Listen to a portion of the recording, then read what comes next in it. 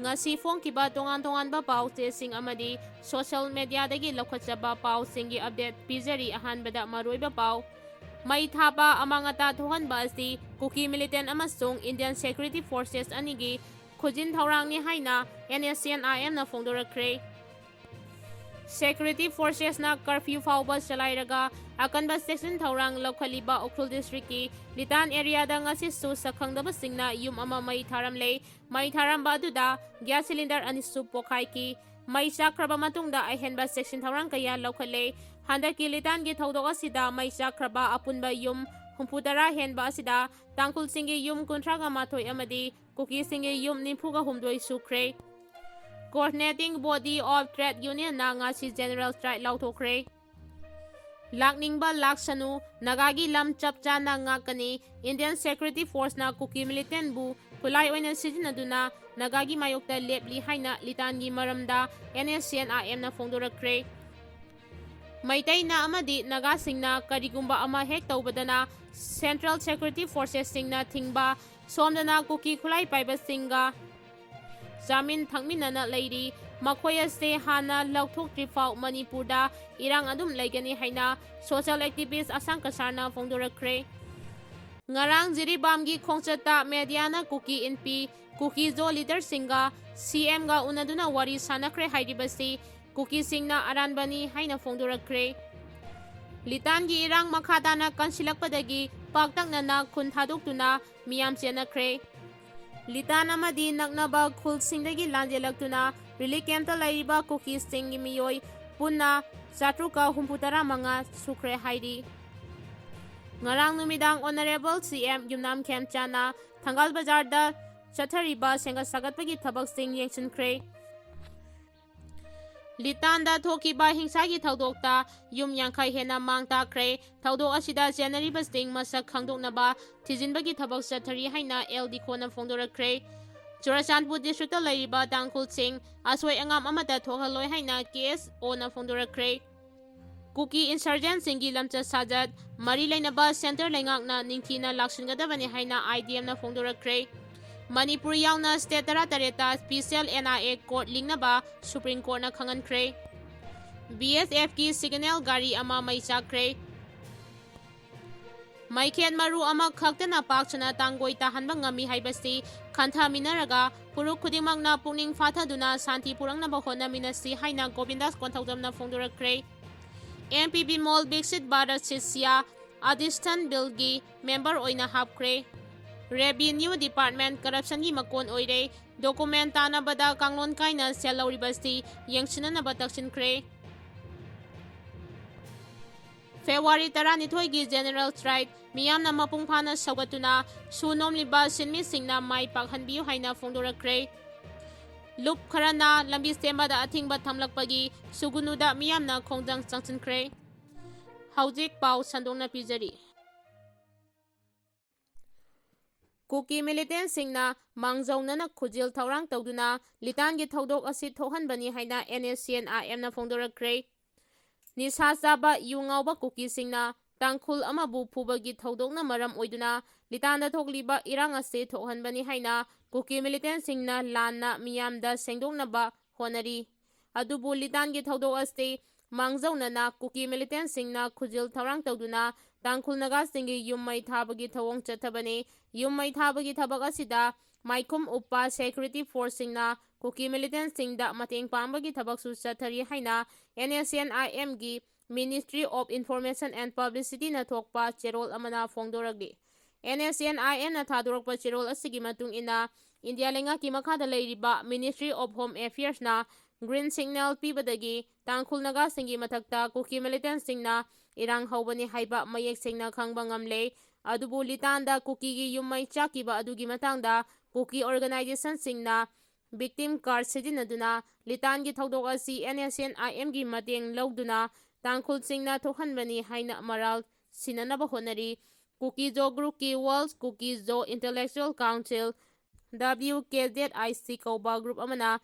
victim card sijinaduna Prime Minister Narendra Modi da aiba sirol pisinduna tangkhul amadi NSCN-IM na maram oiduna litangi thodok asi thohanbani haina unanaba honari haina fongdoki. BSF-ki signal gari ama may chakre ngarang numidang wairam pung mga minit nimpurom tarakpa aduwaida 131B company BSF-ki signal puba gari ama ikhangkhangogdana awang sengmaida may chakre pawasin hai gari adu sengmai PS-ki manungchan ba Vizianagardagi ukrul tamna chatpane may sakpa aduda signalgi masak makai tumna chakre pau adu hek phangbaga civil police fire brigade amasung C-152 Battalion CRPF ki personnel ting mafam aduda yawraktuna may kanbagi thabak chathaki laibak phabadagi may chakpa aduda mi asok apandi yaude haina paw asina makatari Churachandpur district ta lairiba tangkhul sing asoy angam amata thohaloi haina KSO na phongdorakre Ukrul district ki litanda hautik thokliba Kuki amasung tangkhul phurup ani gi marakta ungkhanariba sina maram oiraga Churachandpur district ta khundariba tangkhul Christian sing ikai khumnabaga loinana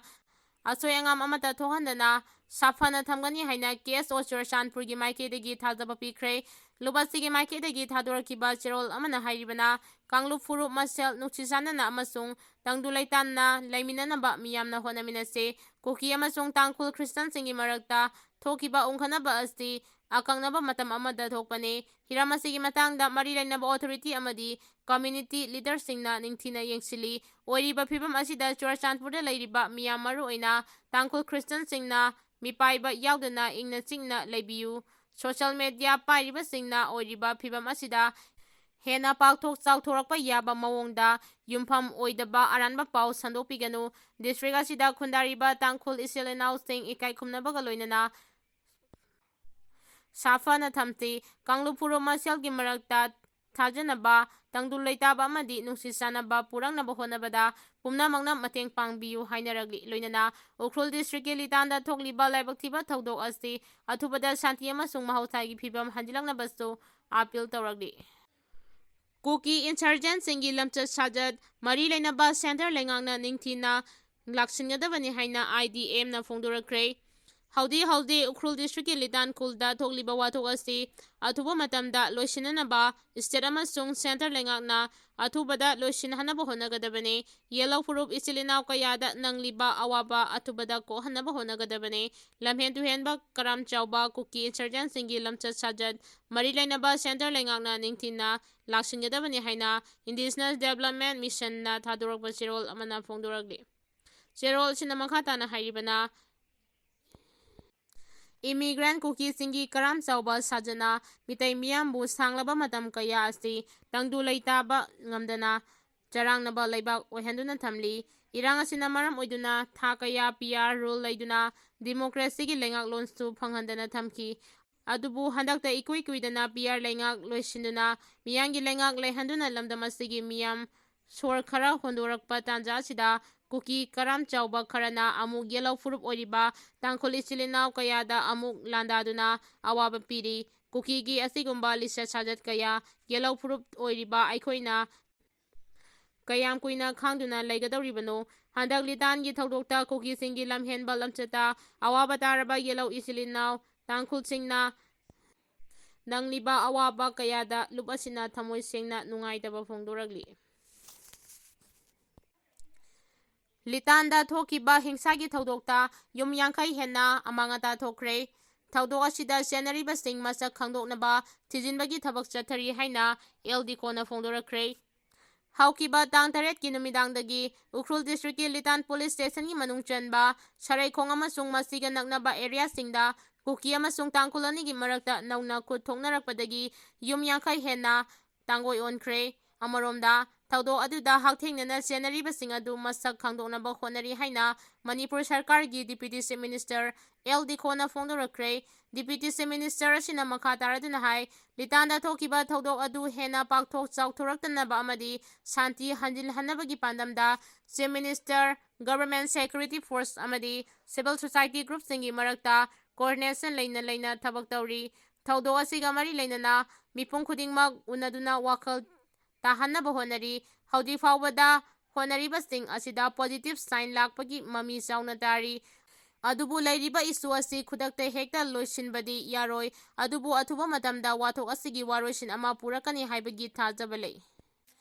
ꯍꯤꯡꯁꯥꯒꯤ ꯊꯧꯗꯣꯛꯁꯤꯡ ꯑꯁꯤꯗ ꯆꯦꯟꯅꯔꯤꯕ ꯃꯤꯑꯣꯏꯁꯤꯡ ꯑꯗꯨ ꯍꯧꯖꯤꯛ ꯐꯥꯎꯕꯒꯤ ꯑꯣꯏꯅ ꯆꯞ ꯆꯥꯅ ꯃꯁꯛ ꯈꯪꯕ ꯉꯝꯗ꯭ꯔꯤ, ꯑꯗꯨꯕꯨ ꯆꯦꯟꯅꯔꯤꯕꯁꯤꯡ ꯑꯗꯨ ꯑꯊꯨꯕꯗ ꯃꯁꯛ ꯈꯪꯗꯣꯛꯅꯕ ꯊꯤꯖꯤꯟꯕꯒꯤ ꯊꯕꯛ ꯆꯠꯊꯕ ꯍꯧꯔꯦ꯫ ꯍꯤꯡꯁꯥꯒꯤ ꯊꯧꯗꯣꯛ ꯑꯁꯤꯒ ꯃꯔꯤ ꯂꯩꯅꯅ ꯌꯨꯝ ꯃꯩ ꯊꯥꯕ ꯑꯃꯁꯨꯡ ꯅꯣꯡꯃꯩ ꯀꯥꯞꯄꯒꯤ ꯊꯧꯗꯣꯛ ꯑꯁꯤꯒꯤ ꯃꯇꯥꯡꯗ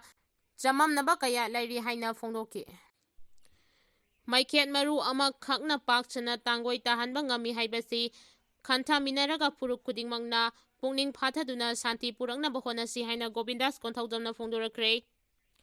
ꯁꯨꯞꯅꯇꯒꯤ ꯃꯩꯈꯦꯠ ꯃꯔꯨ ꯑꯃꯈꯛꯅ ꯄꯥꯛ ꯁꯟꯅ ꯆꯥꯛꯊꯣꯛꯄ, ꯇꯥꯡꯒꯣꯏ ꯇꯥꯕ ꯉꯝꯃꯤ ꯍꯥꯏꯕꯁꯤ ꯐꯨꯔꯨꯞ ꯈꯨꯗꯤꯡꯃꯛꯅ ꯈꯟꯊꯕꯤꯔꯒ ꯃꯅꯤꯄꯨꯔꯗ ꯈꯨꯟꯗꯥꯔꯤꯕ ꯀꯥꯡꯂꯨꯞ ꯈꯨꯗꯤꯡꯃꯛꯀꯤ ꯃꯤꯑꯣꯏꯁꯤꯡ ꯍꯦꯛ ꯉꯝꯂꯤꯕ ꯃꯈꯩ ꯄꯨꯛꯅꯤꯡ ꯐꯥꯊꯗꯨꯅ ꯃꯅꯤꯄꯨꯔꯗ ꯁꯥꯟꯇꯤ ꯄꯨꯔꯛꯅꯕ ꯍꯣꯠꯅꯃꯤꯟꯅꯁꯤ ꯍꯥꯏꯅ ꯃꯤꯅꯤꯁꯇꯔ ꯒꯣꯕꯤꯟꯗꯥꯁ ꯀꯣꯟꯊꯧꯖꯝꯅ ꯐꯣꯡꯗꯣꯔꯛꯈ꯭ꯔꯦ꯫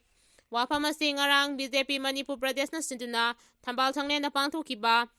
ꯁꯃꯔꯄꯜ ꯗꯤꯋꯁ ꯌꯥꯎꯕ ꯂꯥꯛꯄꯗ ꯄꯥꯎꯃꯤꯁꯤꯡꯅ ꯐꯣꯡꯗꯣꯛꯈꯤꯕꯅꯤ꯫ ꯄꯥꯎꯃꯤꯁꯤꯡꯅ ꯍꯪꯕ ꯋꯥꯍꯪꯒꯤ ꯄꯥꯎꯈꯨꯝ ꯄꯤꯔꯗꯨꯅ ꯃꯍꯥꯛꯅ ꯃꯈꯥ ꯇꯥꯅ ꯐꯣꯡꯗꯣꯛꯈꯤꯕꯗ ꯍꯧꯈꯤꯕ ꯑꯍꯤꯡꯗꯒꯤ ꯎꯈ꯭ꯔꯨꯜ ꯂꯤꯇꯥꯟꯗ ꯄꯥꯝꯂꯤꯕ ꯊꯧꯗꯣꯛ ꯊꯣꯛꯄꯒꯤ ꯔꯤꯄꯣꯔꯠ ꯂꯩꯇꯕ ꯃꯔꯝꯅ ꯀꯥꯡꯂꯨꯞ ꯈꯨꯗꯤꯡꯃꯛ ꯄꯨꯛꯅꯤꯡ ꯐꯥꯊꯅ ꯂꯩꯕ ꯃꯊꯧ ꯇꯥꯏ꯫ ꯂꯣ ꯑꯦꯟ ꯑꯣꯔꯗꯔꯒꯤ ꯐꯤꯚꯝ ꯉꯥꯛ-ꯁꯦꯟꯅꯕꯒꯤꯗꯃꯛ ꯃꯊꯧ ꯇꯥꯔꯕꯗꯤ ꯗꯤꯔꯦꯛꯇꯔ ꯖꯦꯅꯔꯦꯜ ꯑꯣꯐ ꯄꯨꯂꯤꯁꯅ ꯑꯍꯦꯟꯕ ꯁꯦꯀ꯭ꯌꯨꯔꯤꯇꯤ ꯐꯣꯔꯁ ꯊꯥꯖꯤꯟꯅꯕ ꯊꯧꯔꯥꯡ ꯂꯧꯈꯠꯂꯤ꯫ ꯃꯍꯥꯛꯅ ꯃꯈꯥ ꯇꯥꯅ ꯐꯣꯡꯗꯣꯛꯈꯤꯕꯗ ꯆꯤꯐ ꯃꯤꯅꯤꯁꯇꯔ ꯋꯥꯏ ꯈꯦꯝꯆꯥꯟꯒꯤ ꯂꯤꯁꯤꯡ ꯃꯈꯥꯗ ꯂꯩꯉꯥꯛ ꯑꯁꯤꯗ ꯁ꯭ꯇꯦꯠ ꯑꯁꯤꯗ ꯍꯥꯟꯅꯒꯨꯝ ꯏꯪꯇꯞꯄ ꯐꯤꯚꯝ ꯍꯟꯖꯤꯜꯍꯟꯅꯕ ꯍꯣꯠꯅꯔꯤ ꯍꯥꯏꯅ ꯐꯣꯡꯗꯣꯛꯈꯤ꯫ ꯔꯦꯚꯤꯅ꯭ꯌꯨ ꯗꯤꯄꯥꯔꯠꯃꯦꯟꯠ ꯀꯔꯞꯁꯟꯒꯤ ꯃꯀꯣꯟ ꯑꯣꯏꯔꯦ, ꯗꯣꯀꯨꯃꯦꯟꯠ ꯇꯥꯟꯅꯕꯗ ꯀꯥꯡꯂꯣꯟ ꯀꯥꯏꯅ ꯁꯦꯜ ꯂꯧꯔꯤꯕꯁꯤ ꯌꯦꯡꯁꯤꯟꯅꯕ ꯇꯛꯁꯤꯜꯂꯛꯈ꯭ꯔꯦ꯫ ꯃꯥꯏꯀꯩ ꯀꯌꯥꯗꯒꯤ ꯀꯔꯞꯁꯟꯒꯤ ꯃꯥꯌꯣꯛꯇ ꯂꯦꯞꯇꯨꯅ ꯈꯨꯟꯅꯥꯏ ꯑꯁꯤꯗ ꯂꯩꯔꯤꯕ ꯀꯔꯞꯁꯟꯒꯤ ꯃꯆꯦꯠ ꯑꯁꯤꯅ ꯃꯤꯔꯣꯜ ꯀꯌꯥ ꯃꯥꯡꯍꯟꯕꯇ ꯅꯠꯇꯅ ꯂꯩꯉꯥꯛꯀꯤ ꯃꯄꯥꯡꯒꯜ ꯁꯣꯟꯊꯍꯜꯂꯤ ꯍꯥꯏꯅꯔꯤꯕꯅꯤ꯫ ꯀꯔꯞꯁꯟꯕꯨ ꯂꯩꯕꯥꯛ ꯑꯁꯤꯗꯒꯤ ꯃꯔꯨ ꯐꯪꯅ ꯃꯨꯠꯊꯠꯈꯤꯅꯕ ꯏꯟꯗꯤꯌꯥ ꯂꯩꯉꯥꯛꯅ prevention of corruption act, 1988, Lokpal and Lokayuktas act, 2013ꯅꯆꯤꯡꯕ ꯁꯦꯝꯗꯨꯅ ꯊꯝꯂꯤ꯫ ꯄꯨꯝꯅꯃꯛꯁꯤꯡ ꯑꯁꯤ ꯑꯣꯏꯗꯨꯅꯁꯨ ꯃꯅꯤꯄꯨꯔ ꯂꯩꯉꯥꯛꯀꯤ ꯔꯦꯚꯤꯅ꯭ꯌꯨ ꯗꯤꯄꯥꯔꯠꯃꯦꯟꯠꯀꯤ ꯀꯔꯞꯁꯟꯒꯤ ꯃꯀꯣꯟ ꯑꯣꯏꯔꯦ, ꯃꯔꯤ ꯂꯩꯅꯕꯁꯤꯡꯅ ꯌꯦꯡꯁꯤꯟꯕꯤꯅꯕ ꯋꯥꯀꯠꯂꯛꯈ꯭ꯔꯦ꯫ ꯏꯝꯐꯥꯜ ꯏꯁ ꯗꯤꯁꯇ꯭ꯔꯤꯛꯀꯤ ꯋꯥꯡꯈꯩ ꯍꯤꯖꯝ ꯂꯩꯔꯛꯇꯒꯤ ꯑꯥꯔ.ꯇꯤ.ꯑꯥꯏ. ꯑꯦꯛꯇꯤꯚꯤꯁꯠ ꯋꯥꯍꯦꯡꯕꯝ ꯖꯣꯏꯀꯨꯃꯥꯔꯅ ꯃꯅꯤꯄꯨꯔ ꯂꯩꯉꯥꯛꯀꯤ ꯀꯃꯤꯁꯅꯔ ꯔꯦꯚꯤꯅ꯭ꯌꯨꯗ ꯊꯥꯔꯛꯈꯤꯕ ꯋꯥꯀꯠ ꯆꯦꯔꯣꯜ ꯑꯃꯗ ꯔꯦꯚꯤꯅ꯭ꯌꯨ ꯗꯤꯄꯥꯔꯠꯃꯦꯟꯠꯀꯤ ꯃꯈꯥꯗ ꯂꯩꯔꯤꯕ ꯂꯣꯏꯁꯪꯒꯤ ꯃꯤꯑꯣꯏꯁꯤꯡꯅ land record certificate copy, mutation service, demarcation ꯑꯃꯁꯨꯡ ꯂꯝ ꯌꯣꯟꯕꯒꯤ ꯔꯦꯖꯤꯁꯇ꯭ꯔꯦꯁꯟ ꯅꯠꯇ꯭ꯔꯒ ꯒꯤꯐꯠ ꯗꯤꯗꯁꯤꯡ ꯄꯤꯕ ꯑꯃꯗꯤ ꯔꯦꯖꯤꯁꯇ꯭ꯔꯦꯁꯟꯒ ꯃꯔꯤ ꯂꯩꯅꯕ ꯊꯕꯛꯁꯤꯡꯗ ꯃꯤꯌꯥꯝꯗꯒꯤ ꯁꯦꯜ ꯄꯤꯌꯨ ꯍꯥꯏꯅ ꯗꯤꯃꯥꯟ ꯇꯧꯕ ꯑꯃꯗꯤ ꯀꯥꯡꯂꯣꯟꯒꯤ ꯋꯥꯡꯃꯗ ꯃꯤꯌꯥꯝꯗꯒꯤ ꯂꯨꯄꯥ 100ꯗꯒꯤ ꯂꯨꯄꯥ 10,000 ꯐꯥꯎꯕ ꯂꯧꯔꯦ, ꯃꯗꯨꯗ ꯑꯣꯐꯤꯁꯤꯌꯦꯜꯁꯤꯡꯒꯤ ꯃꯥꯏꯀꯩꯗꯒꯤ ꯇ꯭ꯔꯦꯖꯔꯤ ꯔꯤꯁꯤꯠ ꯅꯠꯇ꯭ꯔꯒ ꯑꯣꯐꯤꯁꯤꯌꯦꯜ ꯑꯣꯏꯕ ꯆꯦ-ꯆꯥꯡ ꯑꯃꯠꯇ ꯄꯤꯕꯁꯨ ꯂꯩꯇꯦ꯫ ꯀꯔꯤꯒꯨꯝꯕ ꯃꯤꯌꯥꯝꯅ ꯀꯔꯤꯒꯤꯗꯃꯛꯇ ꯁꯦꯜ ꯂꯧꯔꯤꯕꯅꯣ ꯍꯥꯏꯅ ꯍꯪꯂꯨꯔꯒꯅ ꯊꯕꯛ ꯊꯤꯟꯊꯍꯟꯕ, ꯆꯪꯂꯣꯏꯗꯕ ꯆꯦ-ꯆꯥꯡ ꯀꯌꯥ ꯑꯃ ꯄꯤꯔꯛꯅꯕ ꯈꯪꯍꯟꯕ, ꯊꯑꯣꯏꯅ ꯊꯕꯛ ꯌꯥꯝꯅ ꯀꯣꯏꯊꯣꯛꯍꯟꯕꯒꯤ ꯊꯧꯑꯣꯡ ꯆꯠꯊꯔꯦ꯫ ꯃꯁꯤꯗ ꯅꯠꯇꯅ ꯂꯩꯉꯥꯛꯀꯤ ꯑꯣꯏꯕ ꯆꯦ-ꯆꯥꯡꯒꯤ ꯑꯋꯥꯠꯄ ꯂꯩꯔꯦ ꯍꯥꯏꯅ ꯅꯥꯊꯩꯗꯨꯅ ꯄꯥꯎꯈꯨꯝ ꯄꯤꯔꯛꯄ, ꯃꯁꯤꯒꯤ ꯃꯊꯛꯇ ꯃꯈꯣꯏꯅ ꯂꯧꯔꯤꯕ ꯁꯦꯜ ꯑꯗꯨ ꯃꯀꯣꯛ ꯊꯣꯡꯕ ꯑꯣꯐꯤꯁꯥꯔꯁꯤꯡꯗ ꯄꯤꯒꯗꯧꯔꯤꯕꯅꯤ ꯍꯥꯏꯅ ꯄꯥꯎꯈꯨꯝ ꯄꯤꯔꯛꯄ ꯊꯦꯡꯅꯔꯦ꯫ ꯋꯥꯀꯠ ꯆꯦꯔꯣꯜ ꯑꯗꯨꯅ ꯃꯈꯥ ꯇꯥꯅ ꯄꯜꯂꯤꯕꯗꯤ ꯑꯣꯐꯤꯁꯤꯌꯦꯜꯁꯤꯡꯅ ꯊꯑꯣꯏ ꯋꯥꯑꯣꯏꯗꯕ ꯑꯃꯗꯤ ꯔꯦꯀꯣꯔꯗꯁꯤꯡ ꯅꯤꯡꯊꯤꯅ ꯊꯝꯗꯕꯒꯤ ꯊꯧꯑꯣꯡꯁꯨ ꯊꯦꯡꯅꯔꯦ꯫ ꯔꯥꯏꯠ ꯇꯨ ꯏꯟꯐꯣꯔꯃꯦꯁꯟ ꯑꯦꯛ, 2005ꯀꯤ ꯃꯈꯥꯗ ꯄꯤꯔꯛꯅꯕ ꯈꯪꯍꯟꯈꯤꯕ ꯃꯊꯧ ꯇꯥꯕ ꯗꯣꯀꯨꯃꯦꯟꯠ ꯐꯥꯎꯕ ꯂꯩꯔꯝꯗ꯭ꯔꯦ ꯅꯠꯇ꯭ꯔꯒ ꯃꯐꯝ ꯈꯪꯗꯅ ꯃꯥꯡꯈ꯭ꯔꯦ ꯍꯥꯏꯅ ꯇꯠꯇꯅ ꯐꯣꯡꯗꯣꯔꯛꯄ ꯂꯩꯔꯦ꯫ ꯔꯦꯚꯤꯅ꯭ꯌꯨ ꯗꯤꯄꯥꯔꯠꯃꯦꯟꯠꯇ ꯂꯩꯔꯤꯕ ꯑꯣꯐꯤꯁꯤꯌꯦꯜꯁꯤꯡꯅ ꯗꯣꯀꯨꯃꯦꯟꯠ ꯅꯠꯇ꯭ꯔꯒ ꯔꯦꯀꯣꯔꯗ ꯅꯤꯡꯊꯤꯅ ꯊꯝꯅꯕ ꯄꯥꯎꯇꯥꯛ ꯄꯤꯕꯤꯌꯨ꯫ ꯔꯦꯀꯣꯔꯗ ꯃꯥꯡꯍꯟꯕ ꯍꯥꯏꯕꯁꯤ ꯄꯕ꯭ꯂꯤꯛ ꯔꯦꯀꯣꯔꯗ ꯑꯦꯛ, 1993ꯒꯤ ꯃꯈꯥꯗ ꯆꯩꯔꯥꯛ ꯐꯪꯕ ꯌꯥꯔꯤꯕꯅꯤ ꯍꯥꯏꯅ ꯐꯣꯡꯗꯣꯛꯈꯤ꯫ ꯃꯅꯤꯄꯨꯔ ꯌꯥꯎꯅ ꯁ꯭ꯇꯦꯠ 18ꯇ ꯁ꯭ꯄꯤꯁꯤꯑꯦꯜ ꯑꯦꯟ.ꯑꯥꯏ.ꯑꯦ. ꯀꯣꯔꯠ ꯂꯤꯡꯅꯕ ꯁꯨꯄ꯭ꯔꯤꯝ ꯀꯣꯔꯠꯅ ꯈꯪꯍꯟꯈ꯭ꯔꯦ꯫ ꯁ꯭ꯇꯦꯠ ꯀꯌꯥꯗ ꯑꯦꯟꯇꯤ-ꯇꯦꯔꯔ ꯂꯣꯒ ꯃꯔꯤ ꯂꯩꯅꯕ ꯀꯦꯁ ꯀꯌꯥ ꯄꯦꯟꯗꯤꯡ ꯂꯩꯔꯤꯕ ꯑꯁꯤ ꯑꯊꯨꯕ ꯃꯇꯝꯗ ꯂꯣꯏꯁꯤꯟꯅꯕ ꯄꯥꯟꯗꯝꯗ ꯃꯅꯤꯄꯨꯔ ꯌꯥꯎꯅ ꯂꯩꯕꯥꯛ ꯑꯁꯤꯒꯤ ꯁ꯭ꯇꯦꯠ 18ꯇ ꯁ꯭ꯄꯤꯁꯤꯑꯦꯜ ꯑꯦꯟ.ꯑꯥꯏ.ꯑꯦ. ꯀꯣꯔꯠ ꯂꯤꯡꯅꯕ ꯁꯨꯄ꯭ꯔꯤꯝ ꯀꯣꯔꯠꯅ ꯈꯪꯍꯟꯈ꯭ꯔꯦ꯫ ꯑꯦꯖꯦꯟꯁꯤꯒꯤ ꯄꯥꯎꯅ ꯍꯥꯏ ꯑꯦꯟꯇꯤ-ꯇꯦꯔꯔ ꯂꯣꯒꯤ ꯃꯈꯥꯗ ꯀꯦꯁ 10ꯒꯤ ꯃꯊꯛꯇ ꯄꯦꯟꯗꯤꯡ ꯂꯩꯔꯤꯕ ꯁ꯭ꯇꯦꯠꯁꯤꯡꯗ ꯀꯦꯁ ꯑꯊꯨꯕ ꯃꯇꯝꯗ ꯂꯣꯏꯁꯤꯟꯗꯨꯅ ꯃꯇꯝ ꯆꯥꯅ ꯖꯁꯇꯤꯁ ꯐꯪꯍꯟꯅꯕ ꯁꯨꯄ꯭ꯔꯤꯝ ꯀꯣꯔꯠꯅ ꯈꯣꯡꯊꯥꯡ ꯑꯁꯤ ꯂꯧꯈꯠꯂꯛꯄꯅꯤ꯫ ꯆꯤꯐ ꯖꯁꯇꯤꯁ ꯑꯣꯐ ꯏꯟꯗꯤꯌꯥ ꯁꯨꯔ꯭ꯌ ꯀꯥꯟꯇꯅ ꯂꯨꯆꯤꯡꯕ ꯗꯤꯚꯤꯖꯟ ꯕꯦꯟꯆ ꯑꯃꯅ ꯋꯥꯐꯝ ꯑꯁꯤ ꯈꯪꯍꯟꯕꯒ ꯂꯣꯏꯅꯅ ꯌꯨꯅꯤꯌꯟ ꯍꯣꯝ ꯃꯤꯅꯤꯁꯇ꯭ꯔꯤꯗ ꯊꯥꯡꯒꯠꯂꯛꯈꯤꯕ ꯀꯝꯄ꯭ꯔꯦꯍꯦꯟꯁꯤꯚ ꯁ꯭ꯇꯦꯇꯁ ꯔꯤꯄꯣꯔꯠꯀꯤ ꯄꯥꯎꯈꯨꯝ ꯄꯤꯔꯛꯂꯕꯁꯨ ꯁ꯭ꯇꯦꯠꯁꯤꯡꯗ ꯈꯪꯍꯟꯈꯤ꯫ ꯑꯦꯄꯦꯛꯁ ꯕꯣꯗꯤ ꯑꯁꯤꯅ ꯃꯅꯤꯄꯨꯔ ꯌꯥꯎꯅ ꯁ꯭ꯇꯦꯠ 18ꯀꯤ ꯆꯤꯐ ꯁꯦꯀ꯭ꯔꯦꯇꯔꯤꯁꯤꯡꯗ ꯆꯌꯣꯜ 2ꯒꯤ ꯃꯅꯨꯡꯗ ꯁ꯭ꯄꯤꯁꯤꯑꯦꯜ ꯀꯣꯔꯠ ꯂꯤꯡꯅꯕꯒꯤ ꯊꯕꯛ ꯊꯧꯔꯝ ꯄꯨꯝꯅꯃꯛ ꯄꯥꯏꯈꯠꯄꯒꯤ ꯔꯤꯄꯣꯔꯠ ꯄꯤꯈꯠꯂꯛꯅꯕꯁꯨ ꯈꯪꯍꯟꯈꯤ꯫ Special NIA. ꯀꯣꯔꯠ ꯂꯤꯡꯈꯠꯅꯕ ꯁꯨꯄ꯭ꯔꯤꯝ ꯀꯣꯔꯠꯅ ꯈꯪꯍꯟꯈꯤꯕ ꯁ꯭ꯇꯦꯠꯁꯤꯡ ꯑꯗꯨꯗꯤ Manipur, Gujarat, Jammu and Kashmir, Jharkhand, Assam, Bihar, Chhattisgarh, Delhi, Karnataka, Kerala, Maharashtra, Punjab, Tamil Nadu, West Bengal, Andhra Pradesh, Rajasthan amasung Telangana ni hairi. Amaromda, Special NIA Court ama lingnabagidamag Centerna non-recurring expenditure oina lupa crore amagi one-time grid pigani aduga recurring expenditure oina sahi amada lupa crore ama pigani haina lauthokre. MPB Mall Bixit Bharat Shishya Adhistan Bill ki member oina hapkre. Bixit Bharat Shishya Adhistan Bill 2025 ki Parliamentary Joint Committee sembada state asigi Inner Manipur Parliamentary Constituency ki MP Dr. Angomcha Bimol Akoijamsu member oina hablakre. Parliament ki Secretary General Utpal Kumar Singhana Thadorok Chirol Amada Bixit Bharat Shishya Adhistan Bill 2025 ki Joint Committee sembada Lok Sabha gi puna member kunmathoi thagatpada MP Angomcha Bimol Akoijamsu yaurakibane. Committee asida Rajya Sabha gi member tarasu yauri puna member kuntraga mathoi leiba. Joint Committee asigi chairperson oina Lok Sabha gi MP Dr.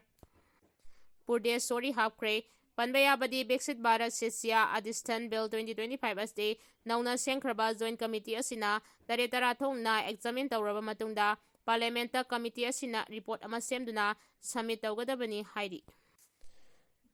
Loop kharana lambi sembada athingba thamlakpagi sugunuda miyamna khongjang changchingkre. Chahi kaya sembidana leiraglaba wabagai lamkhaidagi sugunu phawbagi state highway lambi asi handakta nauna semba haurakpada loop kharana athingba pirakpadagi lambi sembagi thabak lekkibada sugunuda khoisaunarba miyamna khongjang changchingkre. Lambi sembagi thabak loop kharana athingba thamlakpadagi ngarang ayuk fawba sembagi thabak chatharamlaba matung lekkibadagi sugnugi wapokpida khoisaunaraba nupi mayam amana thoraktuna lambi sembagi thabak loop amatana athingba piba yaroi haiba kholau lauduna ngarang khongjang changchinki. Khongjang aduda saruk yakibi Kausing District apunba maira paibi lukki General Secretary Moirang Them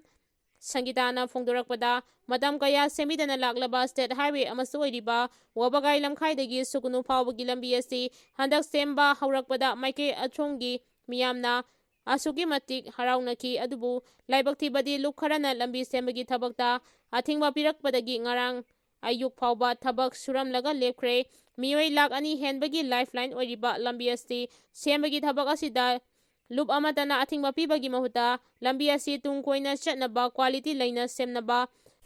hotnabada oinam ideng changbiyu. Lambi sembada athingba piba tawbiganu lambi asi afaba amadi tungkoina leihaugadaba semlakpada kanagumba amatana ayat apan pibiganu hainasu Moirang Them Sangitana Fongdoragli.